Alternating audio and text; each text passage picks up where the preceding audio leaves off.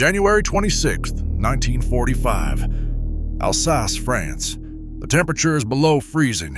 A German assault force of 6 tanks and 250 infantry has just overrun an American position near the village of Holtzwihr. Company B, 1st Battalion, 15th Infantry, what's left of it, is being torn apart. 18 men remain combat effective. The rest are dead or wounded. They are out of ammunition for their tank destroyers. German armor is advancing across an open field, and there is nothing between it and the American line. One of those 18 men, a 5-foot 5-inch, 110-pound lieutenant from rural Texas, climbs onto a burning tank destroyer, alone, and holds the entire German force for 59 minutes. What happened on that field has been documented, decorated, and debated for 80 years. What hasn't been told is why he was there in the first place, and what it cost him to survive it. Audie Leon Murphy was born June 20th, 1924, in Kingston, Texas, the 7th of 12 children. His father was a sharecropper who abandoned the family when Audie was a boy. His mother died of a heart attack in 1941 when he was 16. He dropped out of school to pick cotton and support his younger siblings. He was small his whole life.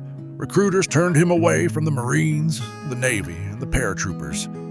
He was, by every official measure, not what the military was looking for. The Army took him. He was assigned to the 15th Infantry Regiment, 3rd Infantry Division, one of the most decorated divisions in American history, with a combat record stretching from North Africa to Sicily to Anzio to southern France. By January 1945, Murphy had already been in combat for 2 years. He had already been wounded twice. He had already watched most of the men he came overseas with go home in boxes.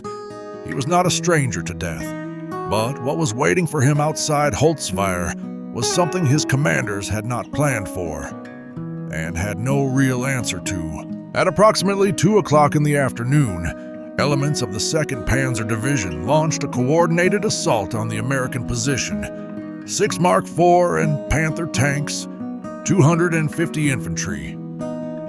They came across open, snow-covered ground directly at Company B. Murphy ordered his men back into the tree line. He stayed forward, near an M10 tank destroyer that had already been hit and was burning. Its crew had abandoned it. Its ammunition was cooking off in the heat. He climbed on top of it. He got behind the mounted .50 caliber machine gun. What followed is documented in his Medal of Honor citation, in the after-action reports of the 15th Infantry, and in Murphy's own account written afterward. He fired continuously.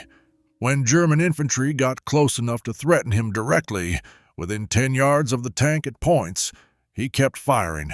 He also had his radio. From the top of the burning vehicle, under direct fire, he called in artillery coordinates. On his own position, he remained on that tank for 59 minutes. The official citation credits him with approximately 50 enemy killed or wounded. German armor stopped advancing. The assault broke. When the tank finally threatened to explode, fire reaching the fuel lines, he climbed down. Then he walked back to his men and led a counterattack that cleared what was left of the German force from the field. He had been wounded in the leg during the fighting. He had not mentioned it. The question the after-action reports don't answer, and the one that deserves to be asked, is how Company B ended up in that position with 6 tanks bearing down on 18 men and no working armor. January 1945. The Allies were in the middle of reducing what military historians call the Colmar Pocket, a German-held salient on the west bank of the Rhine. Roughly 50,000 German troops, well entrenched, fighting to hold the last German foothold west of the Rhine. The operation to eliminate it was behind schedule. Allied command was under pressure. Units were being pushed into forward positions faster than supporting arms. Artillery, armor, air cover could be positioned to back them up. Company B's position near Holtzwihr was part of that advance. They moved forward. Their tank destroyer support, the M10 unit that Murphy would later climb, was positioned ahead of the infantry, which was not standard tactical doctrine. When the German assault came, that tank destroyer was already burning before the infantry engagement fully developed. Murphy's company was also significantly under strength before the engagement began. The 3rd Infantry Division had been in continuous combat since the southern France landings in August 1944. 5 months of near-constant action. Replacement soldiers were arriving with insufficient training. Veteran NCOs who knew how to read terrain and manage fire were gone. The men who held that field on January 26th did so because the system around them had run out of better options. They were the option. A 20-year-old lieutenant from Kingston, Texas, who had been turned down by 3 branches of the military, was the last line between a German armored assault and an open American flank. He survived the battle. What came after it, the recognition, the silence, and the decades nobody talked about, is the part of this story that still hasn't been fully reckoned with. 5 months after Holtzwihr, Audie Murphy's face appeared on the cover of Life magazine. He was 20 years old. He was the most decorated American combat soldier of the Second World War. 33 medals in total, including the Medal of Honor, the Distinguished Service Cross, and 3 Purple Hearts. General Alexander Patch presented the Medal of Honor personally on June 2, 1945. James Cagney saw the Life magazine cover. He invited Murphy to Hollywood. Murphy became a movie star, appearing in more than 40 films over the following 2 decades. In 1955, he starred in To Hell and Back, the film adaptation of his own memoir. It became Universal Pictures' highest-grossing film at that point in the studio's history. That is the version of the story most people know. Here's what they don't talk about. Murphy slept with a loaded pistol under his pillow every night for the rest of his life. He had nightmares so severe that his wife asked him to sleep in a separate room.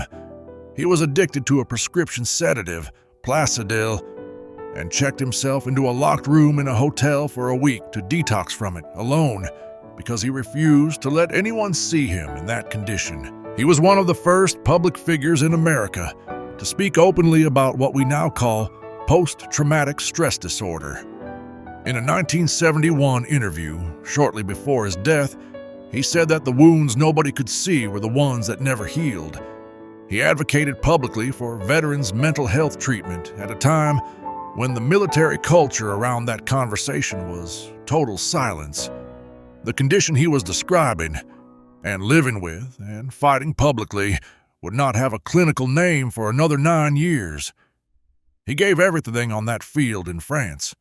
What he never got back, and what the country that decorated him was not yet equipped to give, is the part of this story that has never been resolved.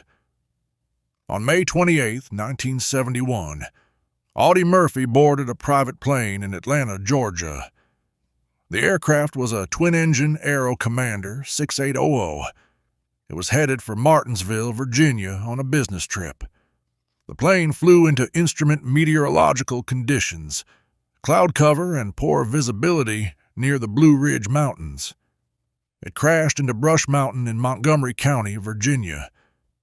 There were no survivors. Audie Murphy was 46 years old. He was buried at Arlington National Cemetery with full military honors. His grave is one of the most visited in the cemetery, second only to John F. Kennedy's. He had been, by the end of his life, nearly broke. The movie career had faded. Business investments had failed. He owed back taxes.